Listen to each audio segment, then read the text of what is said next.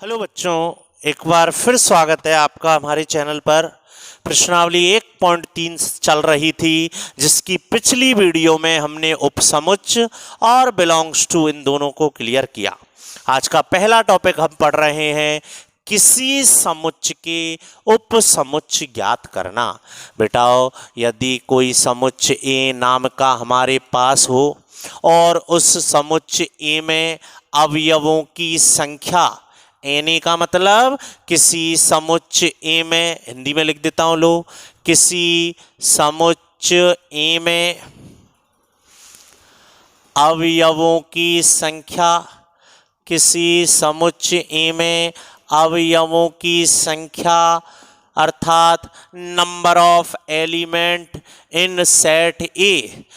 किसी समुच्चय ए में अवयवों की संख्या अर्थात समुच्चय ए की कोटि। फर्स्ट वीडियो में देखना, समुच्चय ए की कोटि।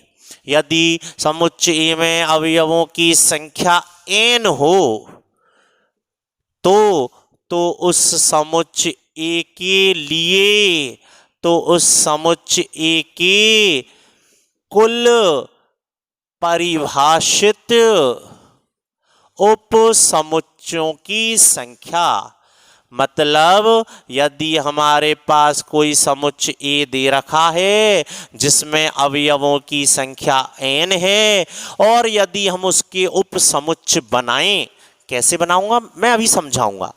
तो यदि हम उसके उपसमुच्चय बनाएं तो उपसमुच्चयों की संख्या होगी 2 की घात n। कैसे, आओ एक क्वेश्चन के थ्रू समझते हैं। यदि मेरे पास कोई समुच्चय है ए नाम का जिसके अवयव हैं 1 2 3, ये मेरे पास कोई समुच्चय है। मैं कहूं समुच्चय ए के उप समुच्चयों को ज्ञात करो। समुच्चय ए के सभी उप समुच्चयों को लिखो। जितने भी समुच्चय ए के उप समुच्चय हैं सबको परिभाषित करो। तो देखो भैया, पहले ये दिमाग में कर लो, कितने आएंगे उप समुच्चय। चूंकि इसमें 3 अवयव हैं तो उप समुच्चयों की संख्या कितनी होगी, 2 की घात n, मतलब 2 की घात n। n मतलब समुच्चय ए में अवयवों की संख्या 3। तो आप देखेंगे जब मैं इस समुच्चय ए के अभी उप समुच्चय बनाऊंगा तो 8 उप समुच्चय बनेंगे। बनाएं, देखो कैसे बनाते हैं। तो उप समुच्चय जब आप बनाएं, सबसे पहले स्टार्टिंग करें फाई से। सबसे पहले कहां से स्टार्टिंग करें, फाई से। क्यों, पिछली वीडियो में हमने सीखा फाई प्रत्येक समुच्चय का उपसमुच्चय होता है। मतलब फाई के अंदर कुछ भी मौजूद नहीं रहता, मतलब फाई के अंदर कितने अवयव मौजूद रहते हैं, 0। इसलिए इसको हम कहते हैं 0 अवयवों वाला समुच्चय। अब लो एक एक अवयव, एक एक अवयवों वाला समुच्चय बनाओ। समुच्चय बनाओ एक एक अवयवों से। ये लो, जितने भी अवयव हैं एक एक अवयवों के से समुच्चय बना दो। अब 2-2 अवयवों का जोड़ा बनाओ, 2-2 अवयवों का जोड़ा बनाओ। पहले एक एक, फिर पहले फाई मतलब 0 अवयव, फिर एक एक अवयव, फिर 2-2 अवयव। तो 2-2 में 1-2 आ गया, 2-3 आ गया, 1-3 रह गया। फिर 3-3 अवयव, मतलब वो समुच्चय ज्यों का त्यों आ जाएगा। पहले 0 अवयव, फिर एक एक अवयव, फिर 2-2 अवयव, और लास्ट में तीनों अवयवों को ले लो। गिनो कितने उपसमुच्चय बने, गिनो। आप गिनेंगे तो आप पाएंगे जो अभी अभी हमने निकाला था वही आया है। गिनो कितने उपसमुच्चय बने। आप इनको गिन रहे हैं तो टोटल कितने उपसमुच्चय बने हैं, 8। और हमने अभी अभी वीडियो में ये सीखा, समुच्चय ए में यदि अवयवों की संख्या n है तो उसके उपसमुच्चय बनेंगे 2 की घात n। अगला समझाऊं, अगला उदाहरण देखो। एक और उदाहरण देखो। मैंने आपसे कहा एक समुच्चय दे रखा है आपके पास, ये मैं कह रहा हूं इसके उपसमुच्चय बताओ। तो बेटा पहले तो ये क्लियर करो कितने उपसमुच्चय बनेंगे, 2 की घात n। 2 की घात n। n मतलब दिए गए समुच्चय में अवयवों की संख्या। कितने अवयव हैं, 1। तो आप देखेंगे अभी इसके दो उपसमुच्चय बनेंगे। समुच्चय ए के उपसमुच्चयों को मैं बना रहा हूं। देखें कैसे कहा था मैंने आपसे, सबसे पहले फाई से शुरुआत करें जिसके अंदर एक भी अवयव नहीं है, फिर एक एक अवयव जो आए हैं सारे खत्म। अब मैं कहूंगा दो दो अवयव, तो दो अवयव है कहां है? आया समझ में?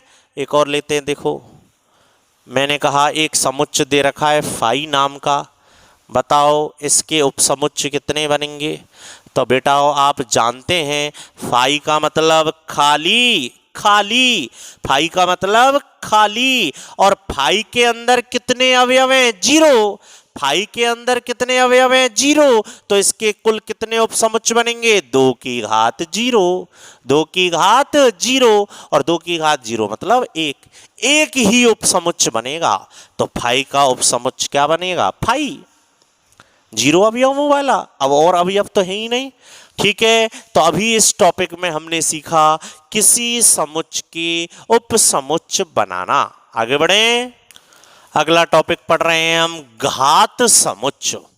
घात समुच्चय, पावर सेट। देखो बेटा मैंने परिभाषा लिखी, किसी समुच्चय ए के समस्त संभावित उपसमुच्चयों का समुच्चय। मतलब पहले आपको जो समुच्चय ए दिया गया है आप उसके उपसमुच्चय बना लें। उपसमुच्चय बनाना मैंने अभी अभी सिखाया। पहले दिए गए समुच्चय के आप उपसमुच्चय बना लें और उपसमुच्चयों का समुच्चय मतलब मझले कोष्ठक के अंदर जितने भी उपसमुच्चय बने उनको लिख दो। समुच्चय ए के सभी उपसमुच्चयों का समुच्चय घात समुच्चय कहलाता है। समुच्चय ए के घात समुच्चय को, समुच्चय ए के घात समुच्चय को हम पी ए से व्यक्त करते हैं। समुच्चय ए के घात समुच्चय को हम पी ए से व्यक्त करते हैं। अब मैं आपसे पूछूं कि बताओ घात समुच्चय में कितने अवयव होंगे?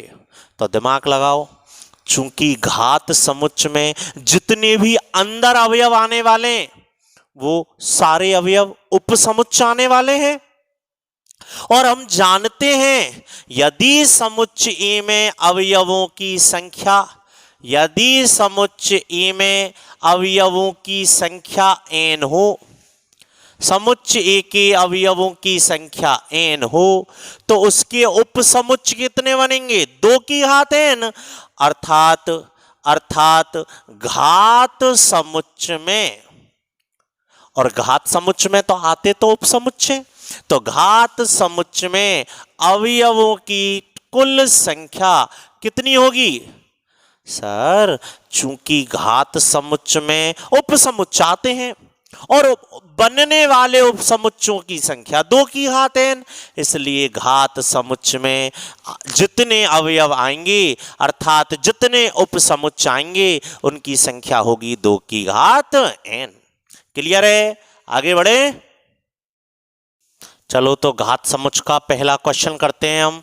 उसने समुच्चय ए दिया है ए कॉमा बी, वो कह रहा है घात समुच्चय निकालो। तो बेटा आप जानते हैं घात समुच्चय निकालने से पहले उसके क्या निकालने पड़ेंगे? उपसमुच्चय। तो बताएं मुझे इस समुच्चय ए के जितने भी उपसमुच्चय हैं वो क्या क्या होंगे? आपने कहा शुरुआत करो फाई से, फिर एक एक अवयव वाले अलग अलग समुच्चय बनाते चलो, फिर 2-2 अवयव वाले, हो गया काम। अतः घात समुच्चय पी ए बराबर जितने भी उपसमुच्चय आए हैं, जितने भी, समझो ध्यान से, सरल है, जितने भी उपसमुच्चय आए हैं उन समस्त उपसमुच्चयों का समुच्चय, समुच्चय ही घात समुच्चय कहलाता है। देखो बिल्कुल सरल। तो घात समुच्चय सीखने से पहले आपको आना चाहिए उपसमुच्चय ज्ञात करना। ठीक है, अगला सवाल लेते हैं एक और हम। सवाल कह रहा है, किताब का ले लेता हूं 1.3 का। सवाल कह रहा है, क्वेश्चन नंबर 5 है, यदि a बराबर 5 हो, a बराबर 5 हो तो बताओ pa के कितने अवयव होंगे, pa के कितने अवयव होंगे। तो बेटा अभी अभी जब मैंने थ्योरी समझाई तो आपको समझाया pa मतलब घात समुच्च, और घात समुच्चों में अवयवों की संख्या, pa में अवयवों की संख्या पूछ रहा है ये। तो बताओ घात समुच्च में अवयवों की संख्या कितनी होती है, 2 की घात n। क्यों? क्योंकि घात समुच्च के अंदर जो अवयव आते हैं वो खुद भी तो उपसमुच्च हैं, और उपसमुच्चों की संख्या 2 की घात n, जहां n क्या है, n दिए गए समुच्च A में अवयवों की संख्या। n क्या है, दिए गए समुच्च A में अवयवों की संख्या। तो बताओ समुच्च A में मतलब 5 में कितने अवयव आते हैं, सर 5 में तो 0। तो आंसर आ गया, घात समुच्च A में अवयवों की संख्या क्या होगी, 1। ठीक है बच्चों, सरल है, आगे बढ़ें। अगला क्वेश्चन स्टार्ट करते हैं हम, क्वेश्चन नंबर 6 1.3 का। वो कहता है दिए गए समुच्चों के लिए, समुच्च दे रखें, अंतराल रूप लिखो। बेटाओ अंतराल रूप मैंने आपको प्रश्नावली 6 रैखिक असमीकाओं में सिखाई। अंतराल, छोटा कोष्ठक और बड़ा कोष्ठक मैं याद दिलाऊं। अंतराल रूप में पहले छोटी संख्या लिखते हैं, फिर बड़ी संख्या लिखते हैं। अनंत और माइनस अनंत की तरफ हमेशा छोटा कोष्ठक लगाते हैं। रैखिक असमीका प्रश्नावली 6 4 वीडियो डाल रखी हैं, आप प्लेलिस्ट में जाएं, class 11th maths linear inequalities रैखिक असमीका की फर्स्ट वीडियो में ही समझाया है। ठीक है, देखो जब भी अंतराल रूप लिखते हैं, अंतराल रूप तो सबसे पहले छोटी संख्या कॉमा लगा के बड़ी संख्या, जो संख्या शामिल है हमारे उत्तरों में शामिल है, मतलब जिसकी तरफ बराबर का चिन्ह है, बराबर उसकी तरफ आता है बड़ा कोष्ठक, बराबर का चिन्ह है, और जिसकी तरफ बराबर का चिन्ह नहीं है मतलब जो उत्तरों में शामिल नहीं है उसकी तरफ आता है छोटा कोष्ठक। देखो वो कहता है x इस प्रकार का मान है कि x का मान -4 से और 6 के बीच में है। -4 से और 6 उत्तरों में शामिल है, बराबर का चिन्ह है, बराबर का चिन्ह है, 6 उत्तरों में शामिल है।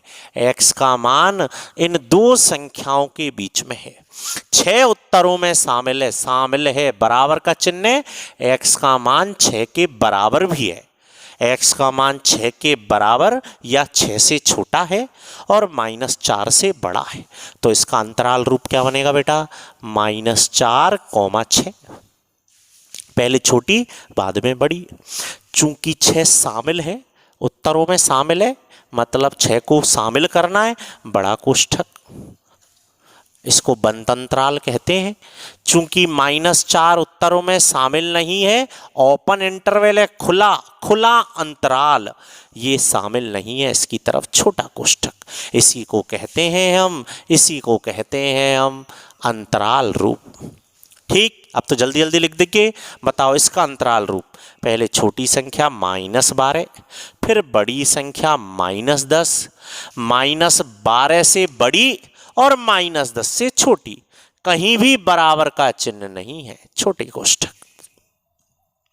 पहले छोटी संख्या फिर बड़ी संख्या, 7 शामिल नहीं है, 7 के बराबर नहीं है, 0 शामिल है, बड़ा कोष्ठक।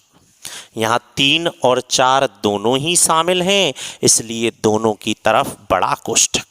आराम से अंतराल रूप सीखें, सरल है, मैं पहले भी पढ़ा चुका हूँ रैखिक असमीका में। आगे बढ़ें, अगला क्वेश्चन नंबर 7 आ चुका है स्क्रीन पर। वो कहता है दिए गए अंतराल रूपों में, बेटा अंतराल रूप दे रखें, देख लो अंतराल कोष्ठक दे रखें, समुच्च निर्माण विधि में लिखो। समुच्च निर्माण विधि तो पिछले सवाल का उल्टा है। समुच्च निर्माण विधि में आप जानते हैं, समुच्च निर्माण विधि में आप जानते हैं अवयवों का संकेत दिखा देते हैं x, x इस प्रकार का है। कैसा है x? कि सर x -3 से तो बड़ा है। देखो -3 पहले और 0 बाद में, तो x का मान -3 से बड़ा है और 0 से छोटा है। अंतराल रूप में यही तो कहते हैं हम, -3 से बड़ा है और 0 से छोटा है। तो x का मान 0 से तो छोटा है और -3 से बड़ा है।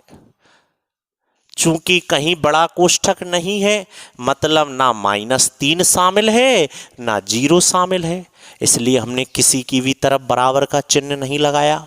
ठीक। और आप जानते हैं अंतराल रूप वास्तविक संख्याओं के लिए लिखा जाता है। इसका मतलब ही यही है, इस कोष्ठक का मतलब है -3 और 0 के बीच की समस्त वास्तविक संख्याएं, समस्त अनंत। कितनी सारी हैं? अनंत। अब उनको लिखें कैसे? तो या तो अंतराल रूप में लिखो या समुच्चय निर्माण विधि में। रोस्टर रूप में तो लिख नहीं सकते, अनंत संख्याएं कहाँ तक लिखेंगे? तो x का मान एक वास्तविक संख्या है, x बिलोंग्स टू r। आया समझ में? कोशिश करो। बड़ा कोष्ठक है दोनों तरफ। x एक इस प्रकार की संख्या है कि x का मान 6 और 12 के बीच में, 6 और 12 के बीच में, मतलब 12 से छोटा है और 6 से बड़ा है। चूंकि 12 की तरफ बड़ा कोष्ठक है, मतलब x का मान 12 भी है। 6 की तरफ बड़ा कोष्ठक है, मतलब x का मान 6 भी है। बराबर है। और x क्या है? बिलोंग्स टू r है। अब तो लिख दोगे इनने। बोलो x कैसा है? सर x का मान 12 से छोटा है और 6 से बड़ा है। 6 और 12 के बीच में, 6 और 12 के बीच में, 6 और 12 के बीच में, 6 से बड़ा और 12 से छोटा है। चूंकि 12 की तरफ बड़ा कोष्ठक है, इसलिए 12 शामिल भी है, बराबर का चिन्ह है। 6 की तरफ नहीं है। यहाँ -23 की तरफ बड़ा कोष्ठक और 5 की तरफ छोटा कोष्ठक है, इसलिए बराबर का चिन्ह -23 की तरफ आ गया और 5 की तरफ छोटा कोष्ठक है तो बराबर का चिन्ह नहीं आया। मतलब यदि कोई संख्या की तरफ बराबर का चिन्ह है तो बड़ा कोष्ठक, तो बड़ा कोष्ठक है तो बराबर का चिन्ह लगाओ, और बड़ा कोष्ठक नहीं है तो छोटा कोष्ठक है तो बराबर का चिन्ह मत लगाओ। ठीक है। वास्तव में लाइन सुनो बेटा, दोनों ही रूप, अंतराल रूप और समुच्चय निर्माण विधि, ये दोनों ही रूप इन जितनी भी वास्तविक संख्याएं हैं, समस्त वास्तविक संख्याओं को प्रदर्शित करते हैं। क्या पढ़ा हमने? समुच्चय निर्माण विधि को अंतराल रूप में बदलना और अंतराल रूप को समुच्चय निर्माण विधि में बदलना। ठीक है। इस टॉपिक में हमने ये सीखा। आगे बढ़े। हमारा अंतिम टॉपिक स्टार्ट होता है समुच्चयों के प्रकारों का। सार्वत्रिक समुच्चय, यूनिवर्सल सेट। क्या है ये? मुझे सुने आप। सार्वत्रिक समुच्चय एक ऐसा समुच्चय होता है जिसमें जितने भी समुच्चय दिए जाएं उन समुच्चयों के अवयव अवश्य मौजूद हों। सार्वत्रिक नाम ये सार्वत्रिक, यूनिवर्सल, मतलब जितने समुच्चय दिए उन समुच्चयों का बाप है ये, बाप। तो भैया सबका बाप है, तो बच्चा तो बाप में से ही आए, मतलब जितने भी समुच्चय दिए हैं उन समुच्चयों के अवयव इसमें अवश्य होने चाहिए, और एक्स्ट्रा अवयव तो हो सकते हैं। जितने समुच्चय दिए जाएं उन समुच्चयों के अवयव तो इसमें होने ही चाहिए। तो परिभाषा सुनो। सार्वत्रिक समुच्चय वह समुच्चय होता है जिसमें दिए गए समस्त समुच्चयों के अवयव अवश्य मौजूद हों। इसे कैपिटल यू से परिभाषित करते हैं, कैपिटल यू से व्यक्त करते हैं, या फिर शॉर्ट में मैं ऐसा कहूं, दिए गए समस्त समुच्चयों का अधिसमुच्चय। अधिसमुच्चय बन गया। अधिसमुच्चय क्यों? क्योंकि जितने भी समुच्चय हैं उनके अवयव इसमें मौजूद है, ये तो अधिसमुच्चय बन गया सार्वत्रिक समुच्चय। और जितने भी अवयव दे रखे वो सारे समुच्चय इस समुच्चय के क्या बन जाएंगे? उपसमुच्चय। मतलब मैं ये कहना चाहता हूं ए उपसमुच्चय होगा सार्वत्रिक समुच्चय यू का, बी उपसमुच्चय होगा सार्वत्रिक समुच्चय यू का, सी उपसमुच्चय होगा सार्वत्रिक समुच्चय यू का। जितने भी समुच्चय दिए जाते हैं उन समस्त समुच्चयों के अवयव इस यू में अवश्य मौजूद होने चाहिए। ऐसे समुच्चय को हम कहते हैं सार्वत्रिक समुच्चय। इसलिए तो मैंने बोला ये यू दिए गए समस्त समुच्चयों का क्या बन गया, अधिसमुच्चय। उदाहरण देखो, जैसे ए नाम का समुच्चय हमारे पास है 1 2 3, बी नाम का समुच्चय हमारे पास है 2 4 6, सी नाम का समुच्चय हमारे पास है 0 2 3 5। मैं कहूं सार्वत्रिक समुच्चय लिखो, सार्वत्रिक समुच्चय कैपिटल यू लिखो। आपने कहा सार्वत्रिक समुच्चय में जितने भी समुच्चय दिए जाते हैं उनके अवयव अवश्य मौजूद होने चाहिए। मतलब 1 2 3 तो होना ही चाहिए, 2 4 6 भी होना चाहिए, 0 भी होना चाहिए, 2 होना चाहिए, 3 होना चाहिए, 5 भी होना चाहिए। ये लो बन गया। आपने कहा सर इसका मतलब तो ये भी आंसर सही है मेरा।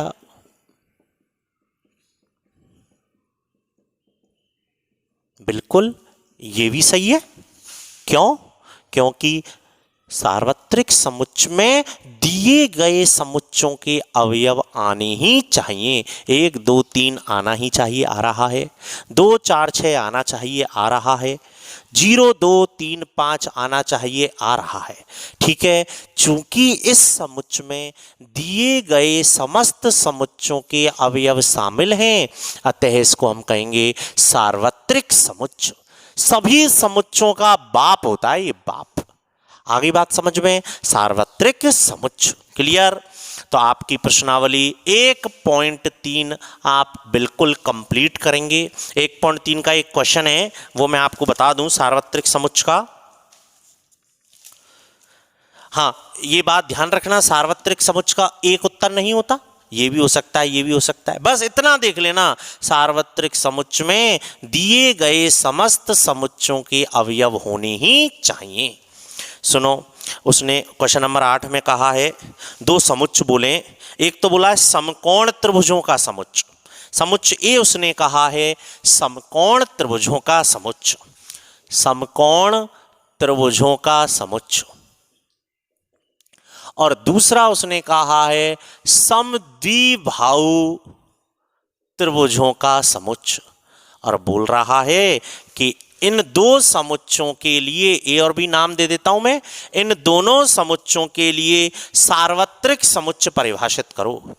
तो बेटा सार्वत्रिक समुच्चय तो वो समुच्चय होगा जिसमें ये भी आ जाए और ये भी आ जाए। मतलब समुच्चय ए समकोण त्रिभुज भी शामिल हो जाएं और समुच्चय बी समद्विबाहु त्रिभुज भी शामिल हो जाएं।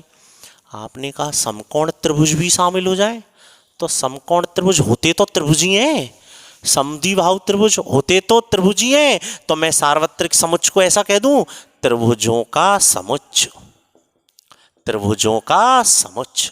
जैसे ही मैंने सार्वत्रिक समुच्चय को त्रिभुजों का समुच्चय कहा तो ऑटोमेटिक समकोण त्रिभुज भी इसके अंदर आ गए, समद्विबाहु त्रिभुज भी इसके अंदर आ गए। ठीक है, मतलब इस उदाहरण के लिए सार्वत्रिक समुच्चय हमें किसको बोल सकते हैं, त्रिभुजों का समुच्चय। ठीक है बेटा, वीडियो को ध्यान से आप देखें कंप्लीट। कल वाली मतलब इससे जस्ट पहले वाला वीडियो और ये, इन दोनों वीडियो में आपको परेशानी आती है। उपसमुच्चय, घात समुच्चय, उपसमुच्चयों की संख्या, ये सब आप ध्यान से निकालना सीखें।